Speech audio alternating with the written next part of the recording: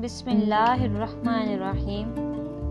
حضرت سلیمان علیہ السلام نہر کے کنارے بیٹھے ہوئے تھے کہ ان کی نگاہ ایک چونٹی پر پڑی جو گیہوں کا ایک دانہ لے کر نہر کی طرف جا رہی تھی۔ حضرت سلیمان علیہ السلام اس کو بہت غور سے دیکھنے لگے۔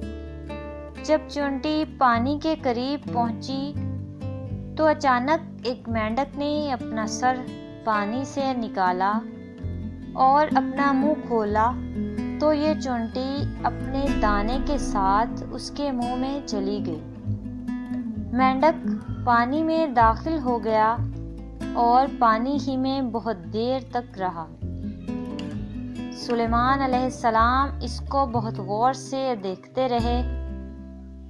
ذرا ہی دیر میں مینڈک پانی سے نکلا اور اپنا منہ کھولا تو چونٹی باہر نکلی، البتہ اس کے ساتھ دانہ نہ تھا۔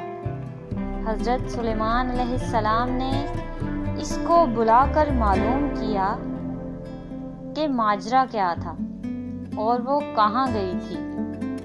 اس نے بتایا کہ اے اللہ کے نبی، آپ جو نہر کی تہہ میں ایک بڑا کھوکھلا پتھر دیکھ رہے ہیں، اس کے اندر بہت سے اندھے کیڑے مکوڑے ہیں۔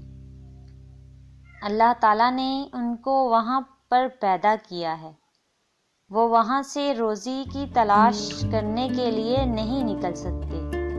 اللہ تعالیٰ نے مجھے اس کی روزی کا وسیلہ بنایا ہے۔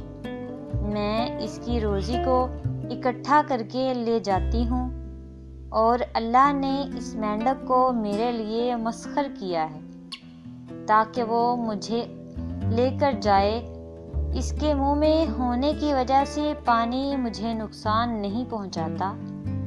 وہ اپنا بند منہ پتھر کے سوراخ کے سامنے کھول دیتا ہے، میں اس میں داخل ہو جاتی ہوں۔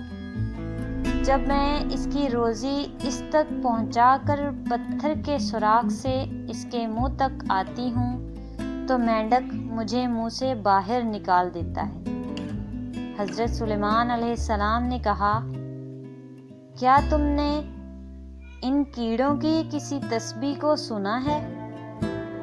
چونٹی نے بتایا، ہاں، وہ سب کہتے ہیں، اے وہ ذات جو مجھے اس گہرے پانی کے اندر بھی نہیں بھولتی۔